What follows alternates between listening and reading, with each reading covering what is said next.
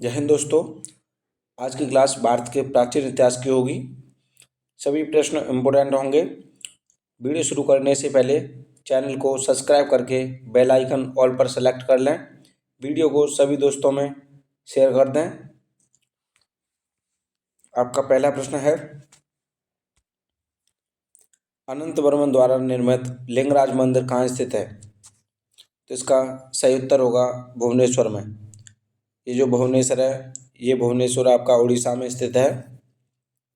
आपका अगला प्रश्न है, मराठा साम्राज्य का द्वितीय संस्थापक किसे माना जाता है? इसका सही उत्तर होगा बाजीराव प्रथम को। जो मराठा साम्राज्य का द्वितीय संस्थापक था वह बाजीराव प्रथम था।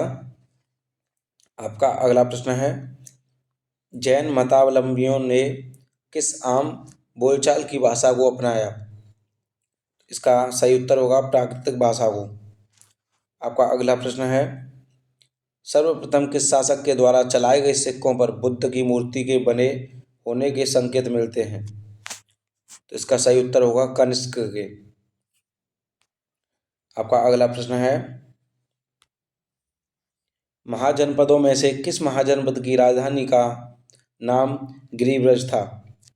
तो इसका राइट आंसर होगा मगध का। अगला प्रश्न है, कौटिल्य के अर्थशास्त्र में गुप्तचरों को क्या कहा गया है? तो इसका सही उत्तर होगा गुणपुरुष।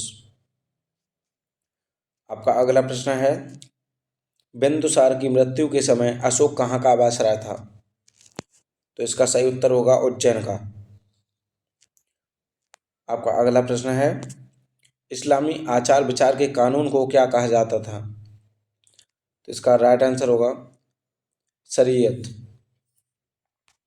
आपका अगला प्रश्न है, पृथ्वीराज चौहान के विरुद्ध मोहम्मद गौरी की सहायता करने के कारण किस शासक को देशद्रोही की संज्ञा दी जाती है? तो इसका सही उत्तर होगा कन्नौज का जयचंद्र। आपका अगला प्रश्न है, कोणार्क जो कि उड़ीसा में स्थित है, इसके प्रसिद्ध सूर्य मंदिर का निर्माण किस शासक के संरक्षण में हुआ है? तो इसका सही उत्तर होगा नरसिंह प्रथम के।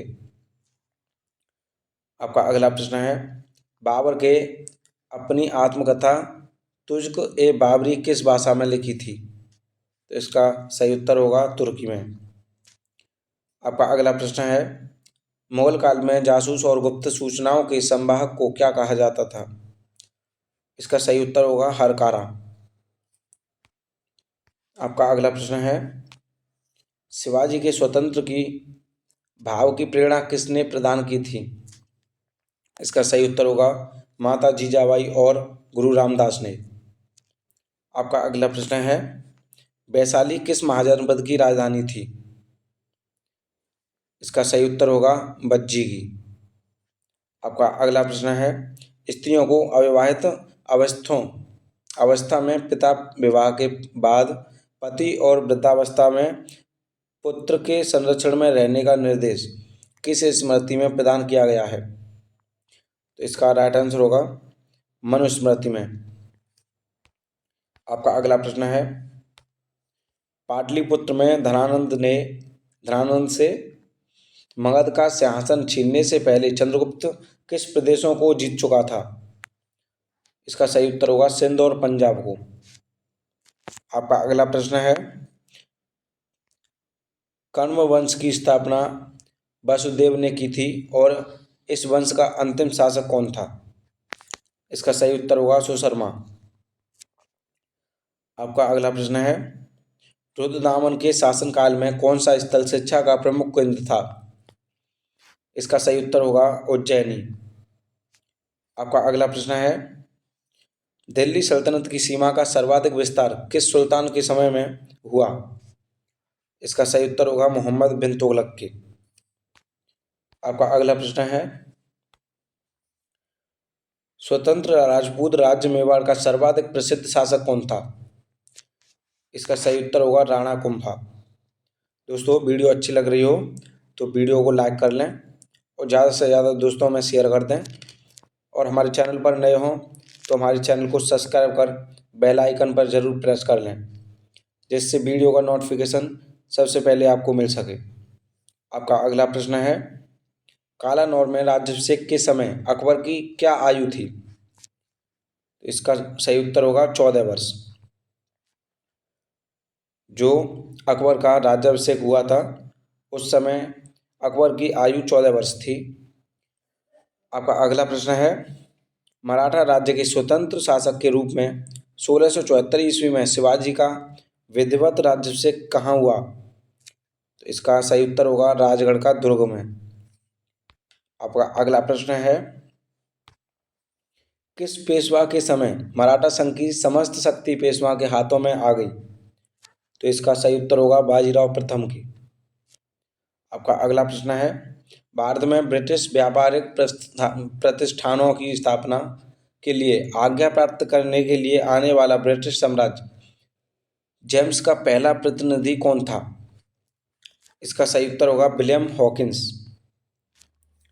आपका अगला प्रश्न है, बंगाल में स्थायी बंदोबस्त के रूप में ईस्ट मरारी बंदोबस्त का सूत्रपात किस गवर्नर जनरल ने किया? इसका सही उत्तर होगा लॉर्ड कॉर्नवालिस ने।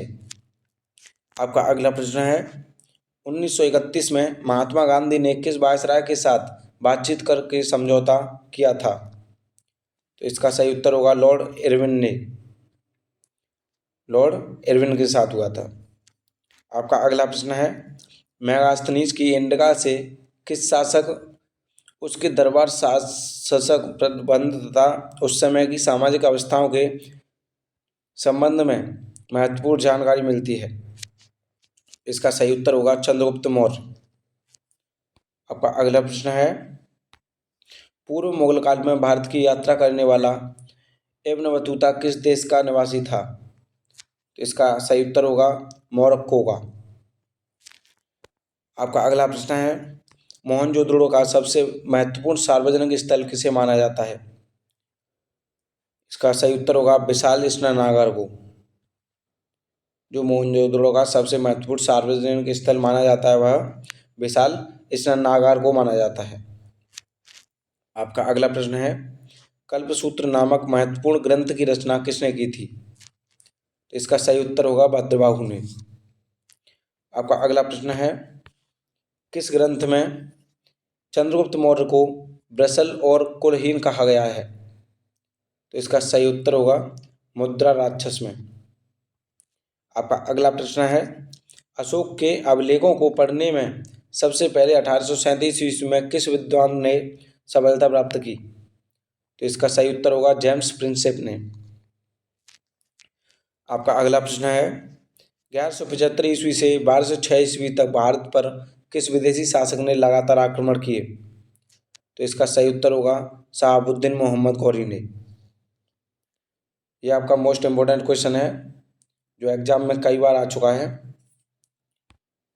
आपका अगला प्रश्न है, तारीख फिरोज शाही की रचना किसने की? तो इसका सही उत्तर होगा जियाउद्दीन बरनी ने। आपका अगला प्रश्न है, अकबर ने इबादत खाना की स्थापना की थी, वह कहाँ की थी? इसका सही उत्तर है फतेहपुर सीकरी में। आपका अगला प्रश्न है, भारतीय भाषा शास्त्र का सर्वाधिक प्राचीन कौन सा है? तो इसका सही उत्तर होगा अष्टाध्यायी। आपका अगला प्रश्न है, प्रसिद्ध ऐतिहासिक पुस्तक माल विकास सिंह मित्र के रचनाकार कौन थे? तो इसका सही उत्तर होगा कालिदास। आपका अगला प्रश्न है, देवगढ़ का दशावतार मंदिर किस काल की मंदिर कला का सर्वोत्तम उदाहरण माना जाता है? इसका सही उत्तर होगा गुप्तकालीन मंदिर काल। आपका अगला प्रश्न है, भागवत मत की उत्कृष्ट और प्राचीनतम व्याख्या है? इसका सही उत्तर होगा भगवत गीता में।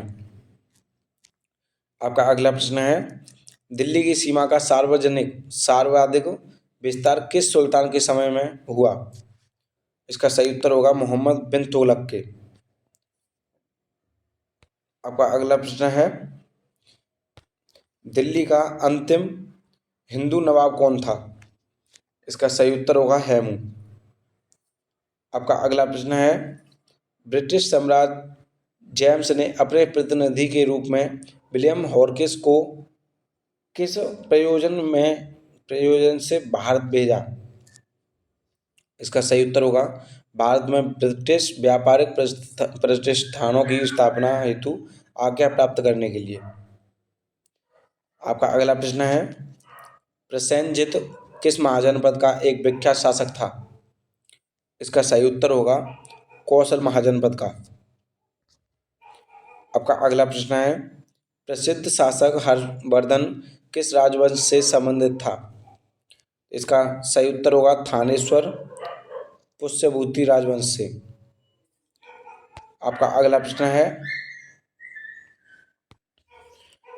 तैमूरलंग ने किसके शासनकाल में भारत पर आक्रमण किया? तो इसका सही उत्तर होगा तुगलक वंशी नसीरुद्दीन महमूद शाह ने।